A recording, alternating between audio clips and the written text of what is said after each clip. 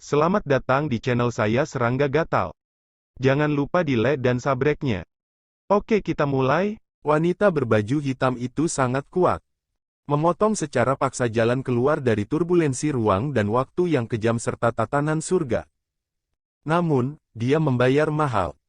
Harta yang menyelamatkan jiwa hancur, sebagian besar tubuhnya hancur, dan dia mengalami kerusakan parah. Dan ketika dia jatuh dari langit, ki pedang yang tak terhitung jumlahnya meraung. Setiap pedang ganas dan mendominasi, waktunya tepat, dan sangat indah sehingga tidak memberi kesempatan pada wanita berpakaian hitam itu untuk bernapas. Ini secara alami dari tulisan tangan Sui. Ledakan. Nyala api berkobar, dan dewa-dewa muncul. Saya melihat tubuh wanita berpakaian hitam yang dimutilasi itu meledak menjadi api hitam yang mengerikan, dan pada saat yang sama melambaikan tangan kanannya yang memegang sarungnya. Ingat URL. Mata Sui menyipit. Wanita ini sebenarnya adalah pembangkit tenaga listrik tingkat Taihe. White Willow, selamat datang, bunuh dia. Di portal ruang dan waktu, pria berjubah ungu berbicara dengan acuh tak acuh. Iya. Dalam kehampaan, seorang wanita bergaun hitam memimpin.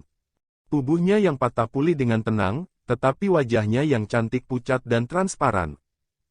Tidak diragukan lagi bahwa cedera seriusnya tidak dapat diperbaiki dalam waktu singkat. Apakah semua semut di negeri dongeng begitu dikuasai? Wanita berbaju hitam itu menatap Sui. Dia menghunus pedangnya, melangkah ke langit, dan membunuh Sui. Ledakan. Langit dan bumi bergetar, dan di tubuhnya, ada tanah longsor dan niat membunuh seperti tsunami yang mengamuk. Dilihat sepintas, tak terbayangkan kalau ini adalah orang yang baru saja dipukul keras. Ini adalah kekuatan mengerikan dari Ordo Taihe. Taijing Orde ketiga, peringkat Taihe berada di atas peringkat Taiwu, dan telah mulai mencium kekuatan aturan dan memadatkan api Taijing. Api tidak padam, sebagai abadi, jalan bertahan selamanya. Sangat kuat, itu pasti pengawal di sisi Tuhan, keberadaan yang luar biasa. Dua Raja Abadi Gunung Suankong terkejut dan menantikannya. Rombongan putra dewa telah datang ke alam abadi, jadi bagaimana mungkin reinkarnasi Kaisar Malam Abadi masih hidup? Tembak. Wanita berbaju hitam itu membuatnya bergerak begitu saja. Pedang dao miliknya panjangnya 4 kaki dan setipis sayap jangkrik. Di bawah pedang, kekuatan guntur gelap seperti tinta menyembur dari atas bilahnya. Dalam sekejap, seperti guntur malapetaka, kekuatan penghancur yang tak terbayangkan meletus. Mengerikan. Ancaman maut menyapu wajahnya, membuat kulit Sui tegang. Tanpa ragu-ragu, dia menembak dengan sekuat tenaga. Pedang di dunia meraung, bergema di langit. Pangkalan kultivasi dan semangat seluruh tubuh terlihat seperti tungku yang menyala, dan kekuatan pedang 9 penjara di lautan pengetahuan digunakan oleh Sui saat ini tanpa ragu-ragu. Ledakan. Dua pedang bertabrakan dalam kehampaan. Kekosongan runtuh dan terbelah, dan kekuatan penghancur yang dahsyat menyebar seperti badai. Sosok Sui terguncang ke samping, wajahnya membiru dan putih, dan tubuhnya bergejolak. Masih belum.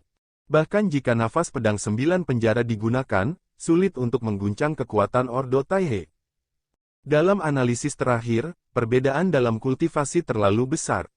Oh, aku tidak menyangka kamu semut seperti itu, sehingga kamu bisa memblokir pedangku. Wanita berbaju hitam itu sedikit terkejut.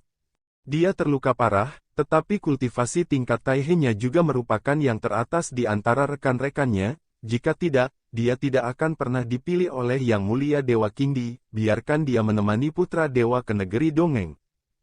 Tapi dia tidak menyangka bahwa pihak lain adalah seorang pemuda yang belum pernah menginjakkan kaki di negeri dongeng. Hanya manusia yang dapat memblokir pedangnya sendiri dan tidak mati. Ini terlalu langka. Bahkan di alam dewa yang luas dari mana dia berasal, sulit untuk melihat monster seperti itu. Semut. Sui menstabilkan napasnya, menatap wanita berbaju hitam itu. Jika kamu bisa pergi hidup-hidup kali ini, aku akan memenggal kepala pria itu. Di leher. Wanita berbaju hitam itu tidak bisa menahan tawa, tetapi senyumnya sangat dingin. Angkat kepalamu, aku akan membantumu. Berbicara, sosok anggunnya bergerak ke kehampaan dan mengayunkan pedangnya untuk membunuh. Ledakan. Kekuatan ilahi Ordo Taihe yang menakutkan luar biasa, benar-benar menghalangi mundurnya Suyi ke segala arah, dan pedang yang dipotong oleh wanita bergaun hitam itu lebih kuat dari barusan. Potongan besar. Suyi tidak mundur. Dia mengangkat tangannya dan mengetik jimat hitam. Ledakan. Simbol rahasia meledak, dan matahari hitam naik ke langit. Seluruh alam rahasia kuno bergolak hebat, dan retakan yang tak terhitung jumlahnya muncul di kehampaan. Sebuah kekuatan terlarang yang menakutkan meledak dari putaran matahari hitam itu. Hah! Ini adalah aturan zaman, Nethersun, yang dikuasai oleh Linglong God Venerable. Di kedalaman langit, di portal ruang dan waktu, pria berjubah ungu itu tenggelam. Apakah pria itu seorang utusan di bawah komando Linglong Tuhan? Ledakan.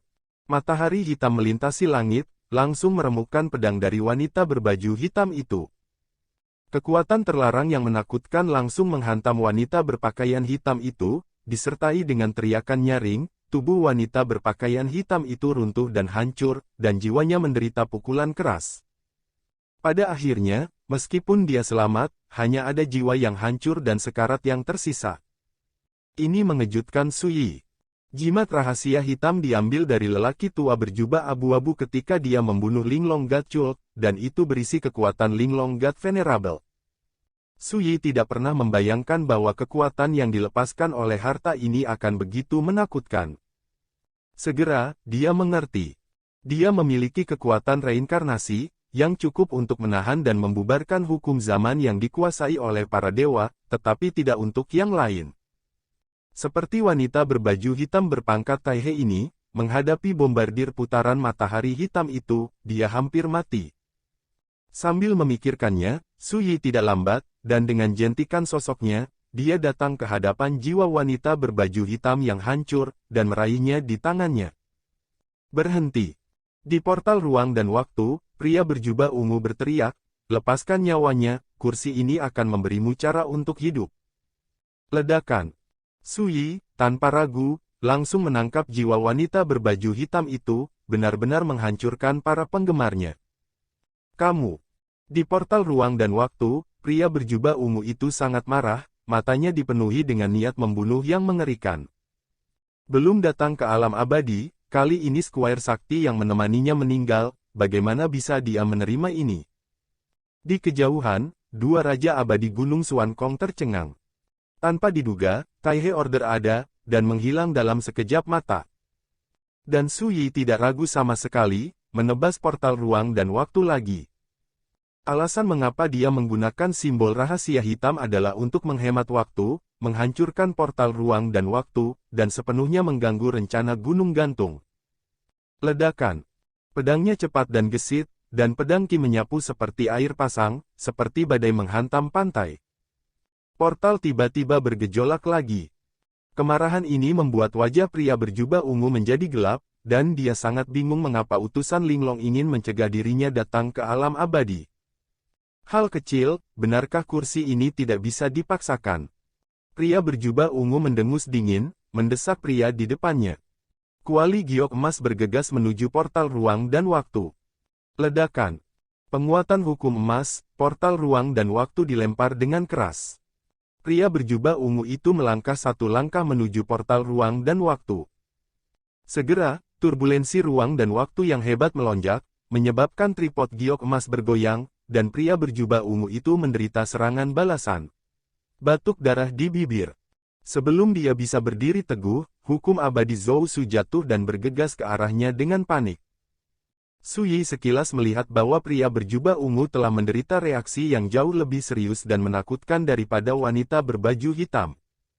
Ternyata orang ini berkarakter super misterius. Suyi kaget dan sadar. Taijing peringkat ketiga, peringkat Taixuan sudah menjadi eksistensi teratas yang berdiri di atas jalan abadi. Wang Ye di kehidupan sebelumnya juga merupakan peringkat Taixuan. Tidak diragukan lagi, karakter dari para dewa, ketika melintasi portal ruang dan waktu, semakin tinggi basis kultivasi, semakin serius serangan balik dari tatanan immortal Dao. Pada saat yang sama, Suyi akhirnya mengerti. Para dewa mengirim putra mereka ke dunia abadi sebelumnya. Memang benar ketika jalan untuk menjadi dewa muncul di masa depan, biarkan putra-putra ini pergi meraih kesempatan untuk membuktikan Tao dan menjadi dewa. Lagi pula, jika Anda tidak memiliki Taoisme dari kelas Taixuan, bagaimana Anda bisa memenuhi syarat untuk menjadi dewa? Aktif. Pria berjubah ungu berambut panjang beterbangan dan melolong di langit. Kekuatannya sangat menakutkan. Hal yang paling luar biasa adalah tripod giok emas yang dia kendalikan jelas merupakan harta yang luar biasa, dan menghalangi ruang dan waktu. Pemboman yang bergejolak. Tapi lagi-lagi, dia terluka. Kekuatan tatanan keabadian yang tercakup dalam Zousu, seperti hukuman dari dunia abadi, dengan kejam menghukum tamu tak diundang ini. Bahkan jika kuali giok emas melawan, pria berjubah ungu itu terluka parah, berlumuran darah, mengejutkan. Su Yi tidak bergerak. Dia menatap tripod giok emas dengan ekspresi aneh. Karena, pedang 9 penjara di lautan pengetahuan tampaknya merasakan aura kuali giok emas ini, dan menjadi gelisah pada saat ini. Rantai ilahi kelima yang diikat ke pedang 9 penjara mengeluarkan suara, dan ada tanda samar bangun dari keheningan. Variabel ini mengejutkan Su Yi. Mungkinkah generasi kelima Li Fuyu memiliki dendam terhadap pemilik tripod giok emas ini? Di bawah langit yang jauh, pria berjubah ungu itu mengerang, menekan Taoismenya. Tiba-tiba, kultivasinya turun dari peringkat Taixuan, dan hanya ketika dia ditekan ke peringkat Taiwu, dia bisa stabil. Dan kekuatan Ordo Immortal Dao tampaknya telah memperhatikan bahwa pria berjubah ungu itu tidak lagi menjadi ancaman, dan bubar satu demi satu, menghilang ke dalam kehampaan. Pria berjubah ungu itu menghela napas lega, jelas terlihat santai. Hanya saja, ketika dia melihat luka serius di tubuhnya, wajahnya membiru. Kekuatan tatanan abadi di Zhou Suzong, seperti hukuman surga, tidak hanya melukai tubuhnya, tetapi juga mengikis fondasinya. Tidak. Ini bukan hanya kekuatan tatanan abadi, tetapi juga mengandung malapetaka ilahi yang mengerikan. Pria berjubah ungu itu kaget dan teringat sesuatu. Dalam aturan Zousu dunia abadi ini, dahulu kala, para dewa bergandengan tangan untuk mengubur malapetaka berikutnya, yang digunakan untuk secara khusus menyerang para abadi di keabadian ini dunia karakter Taijing. Dan malapetaka ini, di mata mereka yang kuat di Gunung Suankong, disebut bencana Tuhan. Tidak diragukan lagi, ketika dia mengalami serangan balasan dari Ordo Immortal Dao barusan, karena peringkat Taixuannya, dia juga menjadi sasaran dan terkena bencana ilahi ini. Aku tanda pagar, belum lagi kerugian menjadi guru, tapi aku terjebak oleh kekuatan para dewa. Pria berjubah ungu itu sangat tertekan hingga hampir mengutuk ibunya. Ledakan. Portal ruang dan waktu runtuh dan hilang sama sekali di kedalaman langit. Pria berjubah ungu berdiri di tanah, mengenakan mahkota giok dan ikat pinggang emas di pinggangnya masih ada di mana-mana. Yang paling menakjubkan adalah tripod giok emas yang tergantung di depannya.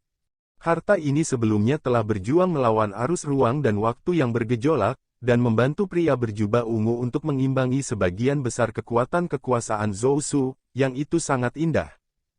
Xiang Wu, Zhu Yun, keturunan Gunung Suankong, beri hormat kepada putra dewa-dewa. Di kejauhan, kedua raja abadi membungkuk dan memberi hormat, tampak antusias dan saleh.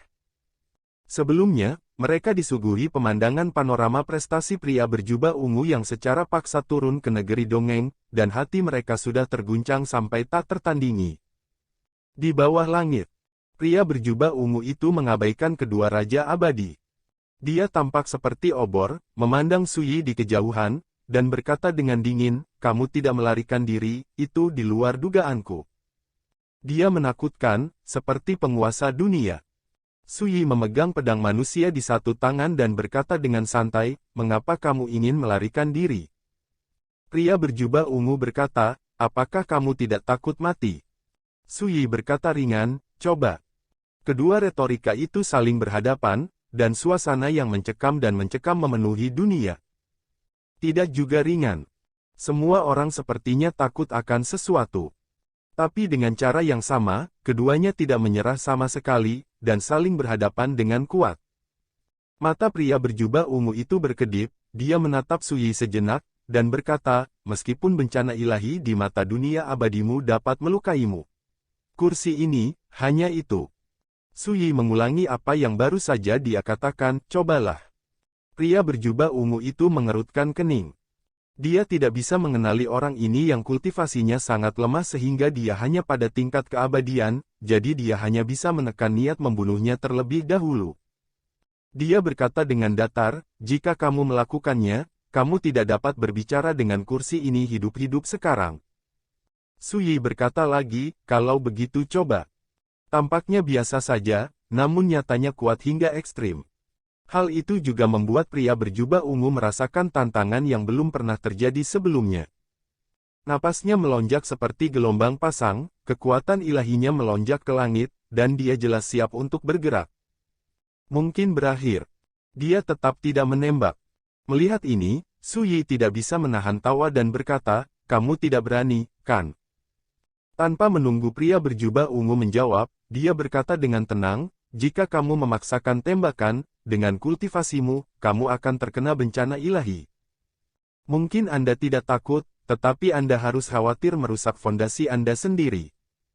Dengan cara ini, itu ditakdirkan untuk memengaruhi rencana Anda untuk menjadi dewa di masa depan. Mendengar ini, mata pria berjubah ungu itu sedikit menyipit. Karena, seperti yang dikatakan Su Yi, menurut pendapatnya, membunuh lawannya dengan mengorbankan yayasannya sendiri tidak diragukan lagi terlalu bodoh.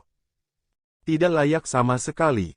Su Yi berkata dengan penuh emosi, membuktikan Tao dan menjadi dewa adalah sesuatu yang hanya dapat diimpikan oleh alam besar, dan sebagai putra dewa, Anda dapat hanya datang ke negeri dongeng untuk mencari ini. Tunggu kesempatan, kenapa? Jawabannya tidak sulit ditebak, bahkan di alam tempatmu berada, kesempatan menjadi dewa sangat sulit dipahami dan langka. Kalau tidak, kenapa kamu perlu turun secara paksa ke negeri dongeng?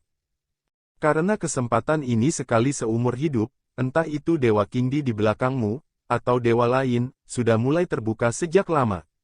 Lalu, dan upaya besar telah dicurahkan untuk ini, tujuannya adalah untuk membiarkan Anda yang disebut, anak-anak Tuhan, tiba di dunia abadi lebih cepat dari jadwal, untuk mencari jalan Anda sendiri untuk menjadi dewa.